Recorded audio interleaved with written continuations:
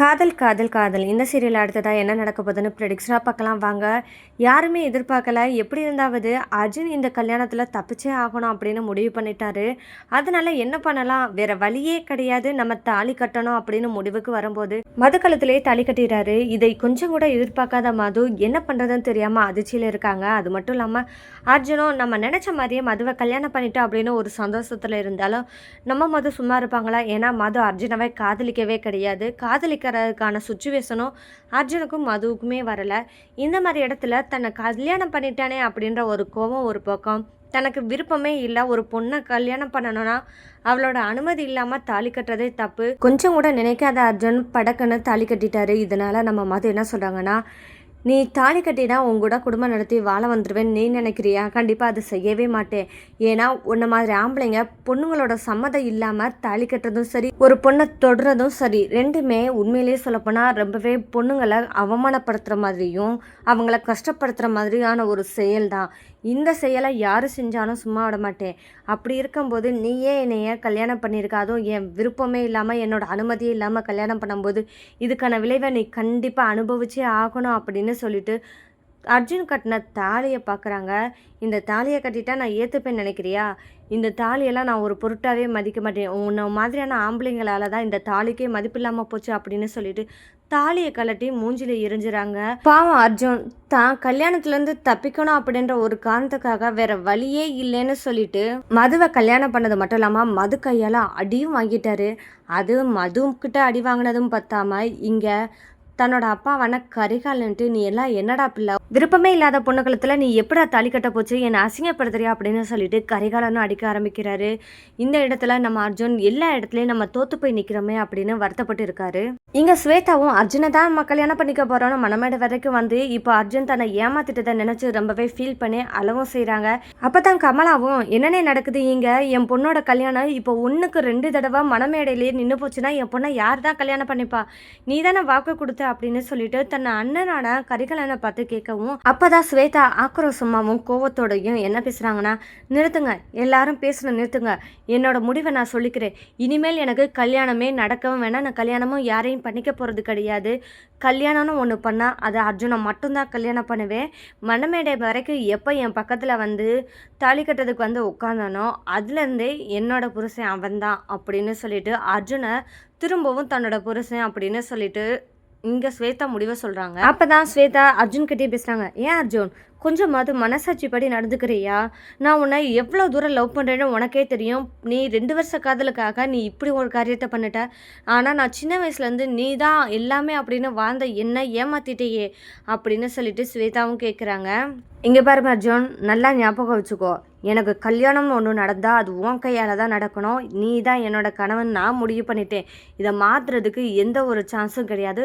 ஒன்றா மதுவோட வாழ விட்டுருவேன் மட்டும் அவ்வளோ தூரத்துக்கு நீ நினச்சிடாத. ஏண்டா கொஞ்சமாவது அறிவு இருக்காடா? உன்னை மட்டுமே நினைச்சிருந்தா என்ன நீ விட்டுட்ட? ஆனா உன்னை ஒரு பொருட்டாவே மதிக்காத அந்த மது கழுத்துல தாலி கட்டி இப்ப நீ அசிங்கப்பட்டதாண்டா மிச்சம் அப்படின்னு சொல்லிட்டு ஸ்வேதா சொல்ல ஆரம்பிக்கிறாங்க. ஸ்வேதா சொன்னது எதுவுமே நம்ம அர்ஜுனோட காதல விலகவே இல்லை. ஏன்னா அர்ஜுன் வந்து இன்னும் ஏமாற்றத்துல தான் நிற்கிறான். நம்ம தாலி கட்டியும் மது நம்மளோட அக்செப்ட் பண்ணலையே, இப்படி பேசிட்டு போயிட்டாலே அப்படி நினைச்சு வருத்தத்துல இருக்காரு நம்ம அர்ஜுன். அப்பதான் அங்க இருக்கிறதுல ஒருத்தர் கரிகாலனோட ஃப்ரெண்டு சொல்றாங்க, இங்க பாருடா அர்ஜுன், நீ லவ் பண்ணேன்னா முன்னாடியே சொல்லியிருக்கணும். நீ இப்போ வந்து ஒரு பொண்ணோட கழுத்தில் தாலி கட்டிட்டு நான் இவ்வளோ தான் காதலிக்கிறேன்னு சொன்னேன்னா உன் குடும்பம் உங்கள் அப்பா எப்படிப்பட்ட ஆள் தெரியுமா? அவரை ஊரே மதிக்கிற இடத்துல இப்போ அசிங்கப்படுத்திட்டு நிற்க வைக்கிறியே அப்படின்னு சொல்லிட்டு அவர் கேட்க, இல்லை அங்குள், எங்கள் அப்பாவுக்கு காதல்னாலே பிடிக்காது, எங்கள் வீட்டுக்கு இப்போ ஆகாதுன்னு சொல்லுவாங்க, அதனால தான் நான் சொல்லலை. இப்போ மணமேடைக்கு வர்றதுக்கு முன்னாடினால நீ சொல்லியிருக்கலாம்ல, ஸ்வேதா ஒன்றா செலக்ட் பண்ணும்போது கூட சொல்லியிருக்கலாம்ல அப்படின்னு சொல்லும்போது, நான் சொல்லியும் இவங்க கேட்கல அங்கிள், அப்படி இருக்கும்போது நான் என்ன பண்ண அப்படின்னு சொல்லிட்டு நம்ம அர்ஜுன் சொல்கிறாரு. சரி அர்ஜுன், நீ தாலி கட்டிட்ட வச்சுட்ட, ஆனால் அந்த பொண்ணு உன்னை மதிச்சிச்சா? நீ லவ் பண்ண, அவளை கல்யாணம் பண்ண, ஆனால் அந்த பொண்ணு கொஞ்சம் கூட அந்த தாலிக்குண்டான மரியாதை கூட கொடுக்காம அந்த தாலியை எடுத்தெறிஞ்சு தூக்கி போட்டுட்டு போகிறாளே, இப்படிப்பட்ட பொண்ணு உனக்கு தேவையில்லை அர்ஜுன். நீ என்ன பண்ணேன்னா உங்கள் அப்பா சொல்கிற பொண்ணானா ஸ்வேதாவே கல்யாணம் பண்ணுறது தான் நல்லது.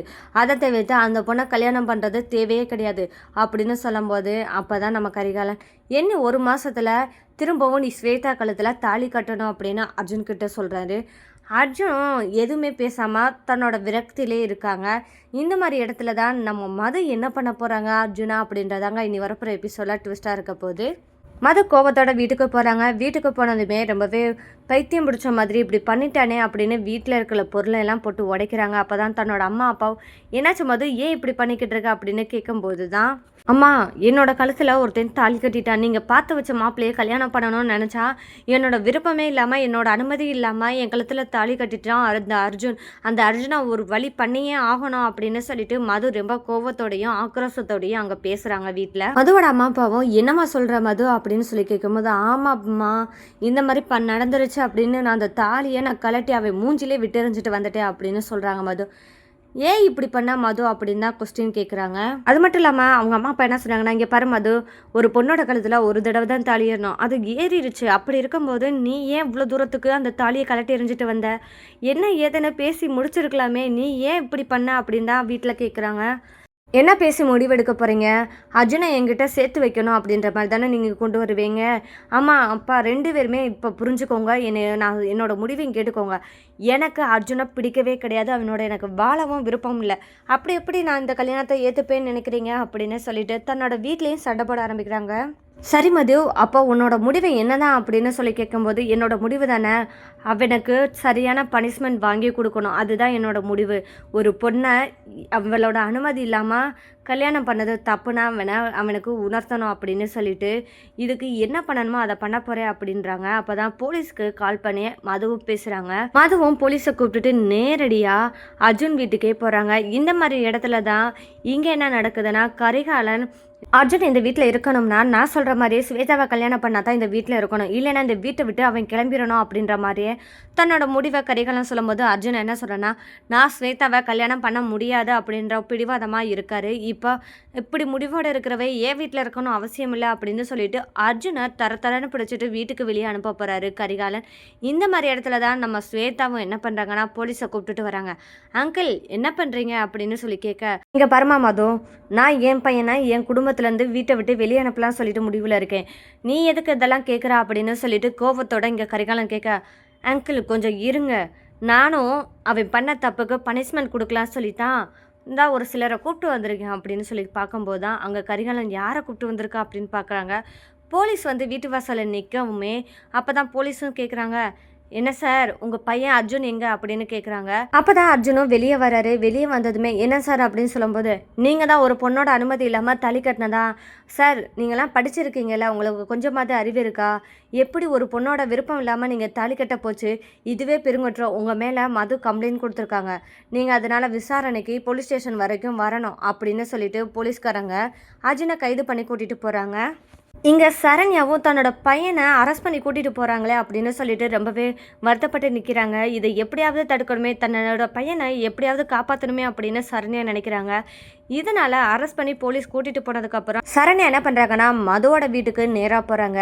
மதுக்கிட்ட பேசலாம் அப்படின்னு சொல்லி போனால் மதுக்கிட்ட ரொம்பவே கெஞ்சி, மது என்னோட பையன் பண்ணது தப்பு தான், அதுக்காக நீ இப்படி ஒரு தண்டனை கொடுக்கணுமா அப்படின்னு சொல்லி கேட்குறாங்க. இங்கே பாருங்க ஆண்டி, உங்கள் பையன் பண்ண தப்புன்னு நீங்கள் ஒத்துக்கிற போது அவனுக்கு இந்த தண்டனை தான் கொடுக்க முடியும், வேறு என்ன பண்ண சொல்கிறீங்க அப்படின்னு மது கேட்க, இங்கே பாருமா மது, உன்னை காதலிக்கிறேன்னு உங்ககிட்ட காதலும் சொல்லிட்டான், ஆனால் நீ காதலிக்கிறியா இல்லையான்னு உன்னோட விருப்பத்தை தெரிஞ்சுக்கிறணும். அது மட்டும் இல்லாமல் நீங்கள் 2 பேருமே ஒருத்தர் புரிஞ்சுக்கிறதுக்கான சூழ்நிலை வரதுக்குள்ளேயும் எல்லாமே டக்குன்னு நடந்துருச்சு. இது யாருமே எதிர்பார்க்கல.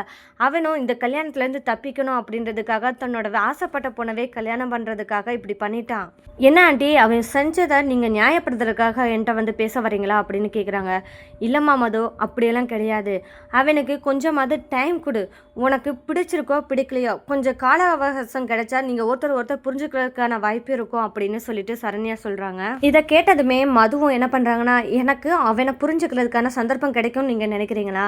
இங்கே பாருங்க ஆண்டி, உங்கள் பையனை எனக்கு பிடிக்கவே இல்லைன்னு இருக்கும்போது நான் எப்படி புரிஞ்சுப்பேன் அப்படின்னு சொல்லும்போது தான் அப்போ தான் சரண்யா பேசுகிற எல்லாத்தையும் மதுவோட வீட்டில் அம்மா அப்பாவும் கேட்டுறாங்க.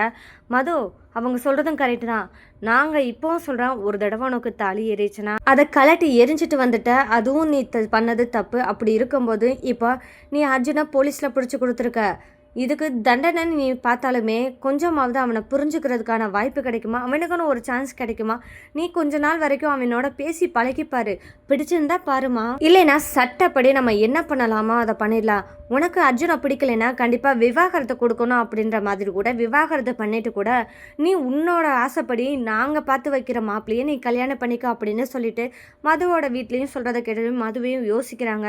அப்போ தான் சரண்யாவும் சொல்கிறாங்க, இங்கே பாருமா மது, இவ்வளோ தூரம் உங்கள் அம்மா அப்பாவும் சொல்கிறாங்க, நானும் சொல்கிறேன், எனக்காகவாவது அர்ஜுனை இந்த கம்ப்ளைண்ட்லேருந்து வெளியே கொண்டு வரதுக்கு நீ உதவி பண்ணு அப்படின்னு சொல்கிறாங்க.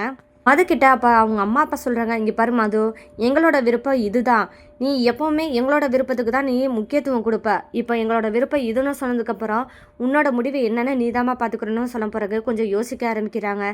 சரி, அர்ஜுன் எப்படிப்பட்டவன் என்ன, அவனை புரிஞ்சுக்கலாமா, பிடிக்குதா என்னன்னு கொஞ்சம் நாள் பார்ப்போம், அதுக்கப்புறம் நம்ம என்ன பண்ணணுமோ டைவர்ஸ் கூட கொடுத்துடலாம் அப்படின்னு சொல்லிட்டு முடிவு பண்ணுறாங்க. ஆனால் மது ஒரு கண்டிஷன் வைக்கிறாங்க சரண்யா கிட்ட. அது என்னன்னா, இங்கே பாருங்க ஆண்டி, அர்ஜுனை எனக்கு பிடிக்கல அப்படின்னு சொல்லிட்டு திரும்பவும் நான் இப்படி தான் இருந்தேன்னா எனக்கு உங்கள் பிள்ளை டைவர்ஸில் சைன் பண்ணி கொடுக்கணும், சரின்னு சம்மதம் சொன்னால் மட்டும்தான் நான் அவனை போலீஸ் ஸ்டேஷன்லேருந்து கம்ப்ளைண்ட் வாபஸ் பண்ணி வெளியே கொண்டு வருவேன் அப்படின்றாங்க.